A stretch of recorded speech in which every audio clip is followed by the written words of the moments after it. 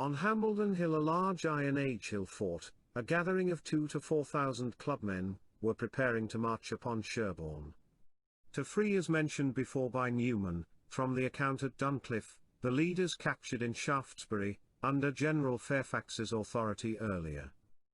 Being led by Reverend Thomas Brevel from Compton Abbas, this body of men were to change tact, and take up a defensive position on the hill, after hearing Cromwell was heading their way. On arriving, Lieutenant General Cromwell and his dragoons were met by a man at the foot of the hill holding a musket. When asked what he was doing, he said he was joining the clubmen. After being told to lay down his weapon, he cocked his musket and aimed at them. Being forced to the ground, his weapon was taken while he was left unharmed. Cromwell saw the hill fort was well defended due to the earth-ridge fortifications. A narrow channel for an entrance, Cromwell saw his dragoons could only enter, just 3 abreast.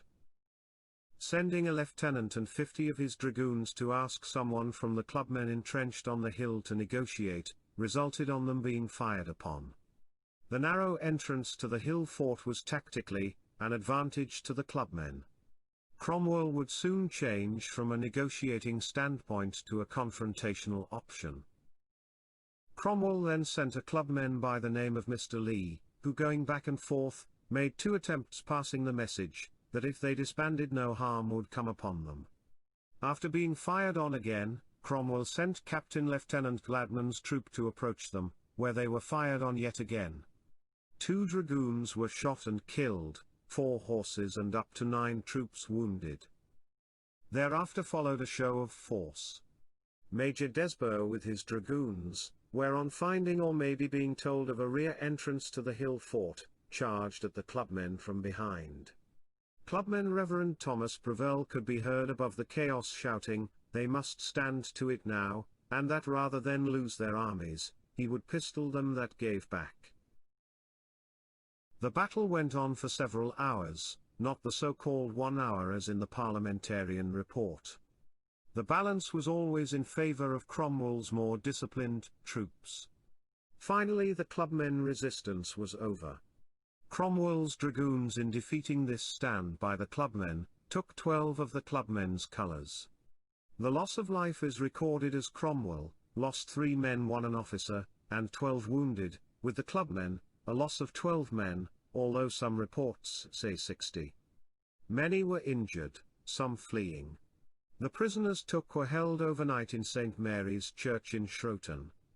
To the north of the church a grave was dug also, to bury those clubmen killed on Hambledon Hill. A later account by Joshua Sprigg, England's Recovery for the Public Good 1647, gives an interesting account of the aftermath of the battle regarding parliamentarian prisoners. Captain Patterson was sore hurt on our side, of which afterwards he died, and about 12 more. We found among them 16 of our men whom they had disarmed and taken prisoner, and threatened to hang some of them, but the tables were turned.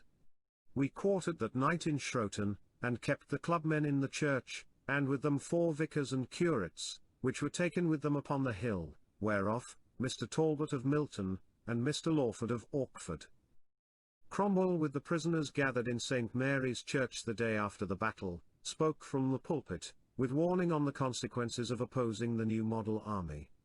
The clubmen were to have the liberty to defend themselves against plundering, but were to refrain in the future from stopping any soldier going about their business, and meetings such as had the day before, would not be countenanced.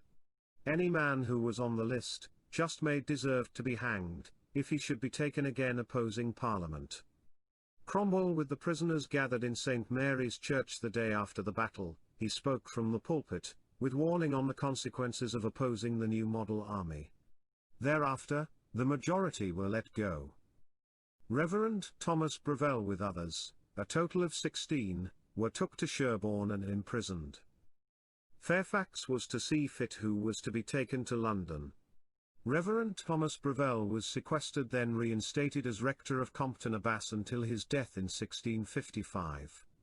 Among the number also being released were no fewer than 4 vicars and curates. Of note of those captured was Robert Frampton, later to be the Bishop of Gloucester and later a non-juror. with his brothers also captured. An account of his sister looking for her dead brothers by lantern light on Hambledon Hill that night, can be read in The Life of Robert Frampton, Bishop of Gloucester, deprived as a non-juror, 1689. The Clubmen's stance at Hambledon Hill on August 1645 is a show of a third force, a gathering by those outside the Royalist and Parliamentarian armies. Cromwell, as can be seen, did try to stop the bloodshed in negotiating a truce. Why the battle was fought is open to question. A wanting of those captured in Shaftesbury is of course a reason. A gathering of clubmen overtaking by events. An momentum of a musket fired. Rumour of a joining with the clubmen from Wiltshire may have given them a strength in numbers. What is certain, the battle at Hambledon was after, in consequence, an opportunity for gatherings, without licence issued, to be banned. This was passed through by Parliament, and directed at the clubmen. A battle fought in Dorset, ended in a loss of liberty for those outside the warring armies. A result of the war, where before, they had the right of